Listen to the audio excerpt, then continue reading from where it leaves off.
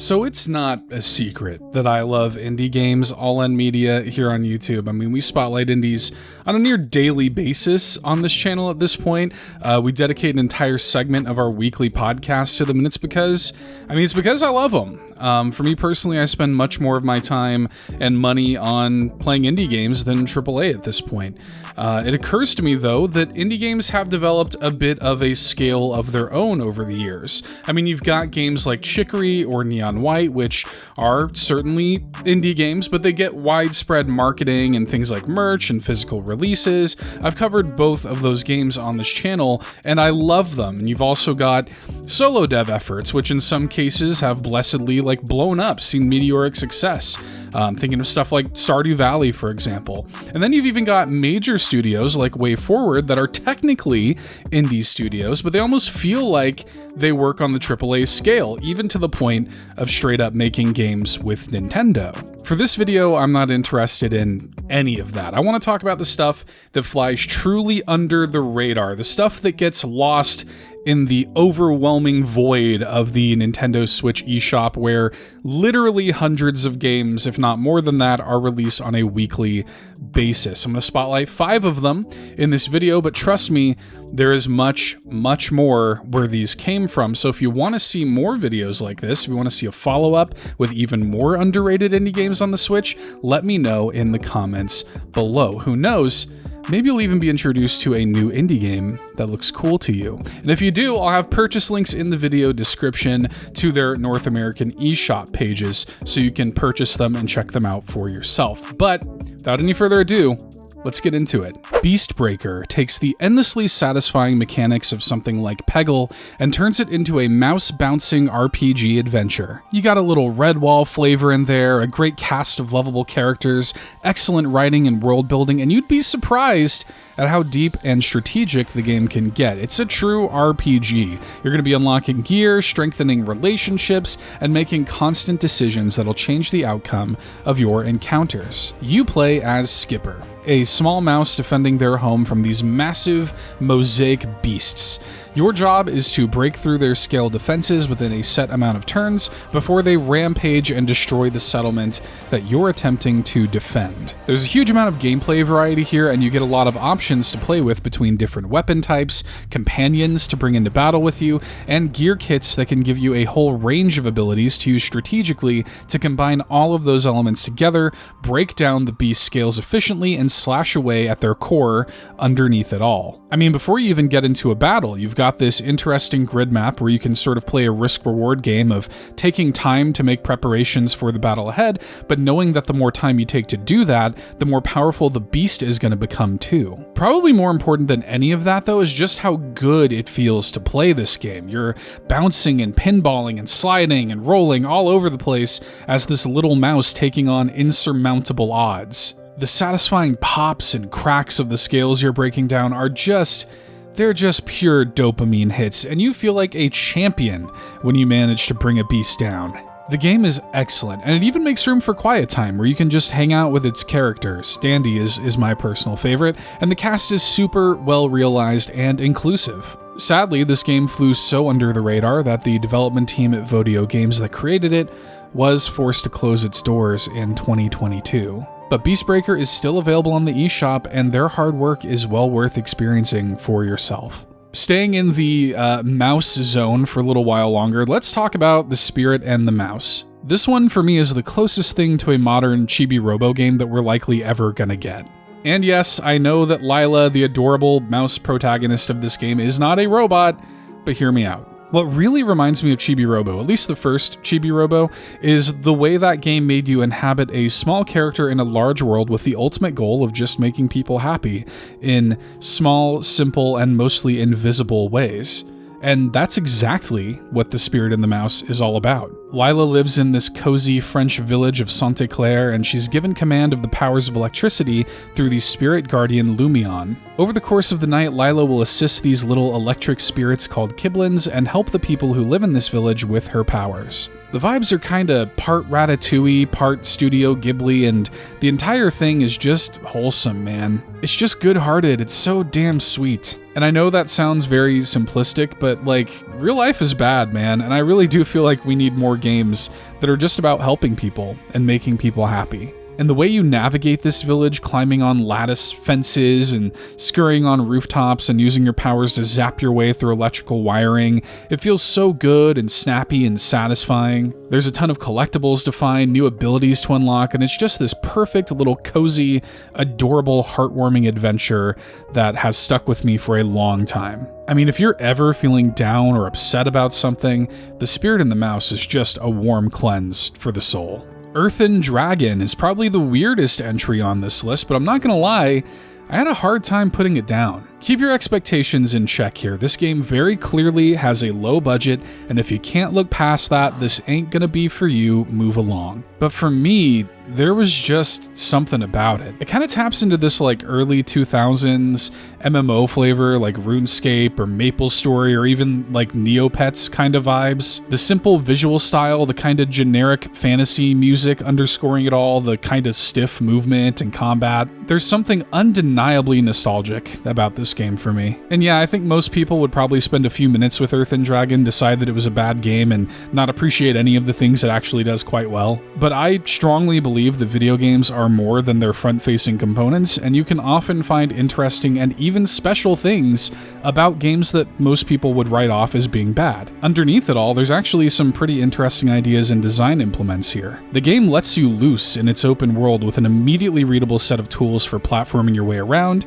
deciding the way you want to power up your character, and engaging in straightforward combat scenarios, and it just has a really great sense of making the most with what it's got. It reminds me of how the first Dark Souls kind of just allowed the player to figure out the world around them for themselves, learn through trial and error and exploration in a pure, uncompromised sense, and learn how the pieces of that world connect. And yeah, this game's absolutely not going to be for everyone, but there was something about it that I just found weirdly captivating. If nothing else, if this is even a little interesting sounding to you and you're willing to look past a game's objective flaws to find some really cool and special stuff underneath, I'd encourage you to at least wishlist it and maybe grab it on a deep discount someday. Okay, I'm kind of cheating with this next entry because we're technically going to shout out 2 games right now, but hear me out. This studio called Studio Somewhere, small indie team, is making games that just fill these very hyper-specific niche holes in my heart. Their first game, Bonito Days, is essentially taking the concept of Monkey Target from Super Monkey Ball and making it into a full game. You're this cute little fish character that can roll around in a ball to gain momentum and ultimately take to the skies with your arms outstretched, flying around with pure, joyful abandon. Sure, the physics don't feel exactly like Monkey Target, but man, the vibes are just right. It's got this pastel watercolor dream look, a bunch of beautiful locales to explore. The soundtrack is all like cool Japanese city pop. Bonito Days just has some of my favorite raw vibes of any game ever. This is just the perfect thing to turn on during like a lazy summer afternoon. And their follow-up game, Spinfrog All Aboard the Frogcopter, is straight up basically a new Kodorin game. The Kodorin series is one that I have a lot of love for, so for this studio to be making a new game that even approximates that series means a lot to me. You play as an adorable frog, and your frogcopter is basically a small watercraft with massive propellers that are constantly, slowly spinning. So you've got to navigate your propellers around the obstacles in the environment while bumping into as little of it as possible, which is usually much easier said than done. Sometimes you're simply trying to reach an end goal, or sometimes you're doing fancier objectives like planting seeds or delivering ice cream. It rewards skilled and fast play, and it also rewards measured, slow, and collection-focused play. The level design is actually really strong here, and it's got those same vibes that I loved from Bonito Days. And again, people just aren't making games like this. When you can take niche concepts that are beloved by a small subset of people, concepts like Monkey Target and Kodorin, and create your own identity around those concepts, build upon them, and really make the most out of those ideas, that is something special, man. We should be celebrating that. And the last game I want to shout out today is Lucah, Born of a Dream. This game is actually what inspired the idea to make this video in the first place, one that was recommended to me by Melos Hantani of Analgesic Productions, which is my favorite independent studio, and they're making my favorite games right now, and they're gonna get their own dedicated video in the future because I kind of just need to yell at y'all to play their games. But man, this game is so slept on. It's got a sense of fast, kinetic, unbridled energy that really leaps off the screen at you, especially on the Switch OLED. It looks gorgeous on the OLED. I do have to give a fair warning to people who have photosensitivity concerns, because Lucah has got this striking art style that I love, but it is this kind of constantly moving, scribbly art style that looks, frankly, unlike anything I've ever seen. The subject matter is kinda harrowing and dark. It's set in this world of oppressive nightmares, and frankly, it's kind of vague and up for interpretation, but it will not be for the faint of heart. But for me, the gameplay here is kinda best in class for what it is. You could make immediate comparisons to games like Hyper Light Drifter, but Lucah is actually a bit of a deconstruction of the combat of Dark Souls. Wow, I did not expect to be mentioning Dark Souls twice in the same video. Whoops. It gets down to what makes the basics of Dark Souls style combat so good. Things like dodging, parrying, stamina management, distance management, resource management, and certainly challenge, but it goes several layers deeper than that. It's got highly customizable build options. It's honestly very impressive. It's got these virtues that provide bonuses to work into your combat vocabulary, attack mantras that completely change the way combat feels. They can be combined and shifted between on the fly for what feels like endless combination potential, and even a Nier Automata style drone familiar that has its own set of attack mantras. When I first booted up the game, I encountered the first boss with charitably one hit of health left, and I thought for sure there was no way I was going to beat it. But I swapped to my ranged focused arrow mantra, chipped away with ranged attacks both with myself and my familiar, made sure to be smart about my distance and positioning, and I managed to take it down without getting touched once. It was exhilarating, and that was literally the first major encounter of the game. It had me hooked from that point on, and the game impressed me like that many more times. The combat here, for me, is just immaculate. The music and the sense of atmosphere is dark and brooding, and I found it really effective for setting this game's strange, otherworldly sense of tone. The narrative here is very vague. It admittedly feels like a kind of jumbled soup of ideas and emotions, but I think that's actually kind of the point. It feels like a disjointed series of dreams, or I guess nightmares, that you can't quite remember or place, like a collection of feelings and insecurities with themes of loneliness and religious trauma. I never hear anybody talking about this game, and I honestly don't know if I'd had ever played it if it hadn't been recommended to me, so hopefully I can do the same for you. Depending on when you're watching this, the sequel, Death of a Wish, is either releasing soon or out now, and it looks like more of what I loved about the first one. I'm pretty stoked on it. I think you should be too. But that has just been a small collection of Switch indies that I think you should check out that, hey, maybe you've never heard of, maybe you have, I don't know.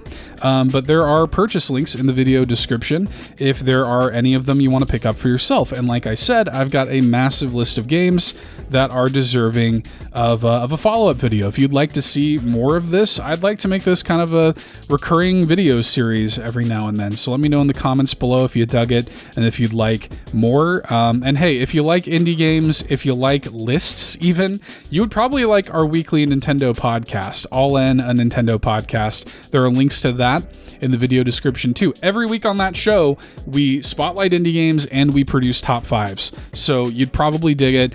And hey, we've got a friendly, welcoming, free, indie-loving, Nintendo-loving Discord community that you're more than welcome to join. Links to that are below too. And we've got these amazing people supporting us on Patreon who get exclusive content every single week over there, like exclusive podcasts, exclusive video content, and even early access to videos like the one you're watching now. So patreon.com/allinpodcast. Check it out. See which tier of support works for you. You can even try it for 7 days for free, so you can see what all the fuss is about. Anyways, thanks for watching, y'all. Keep playing indie games. We'll see you next time.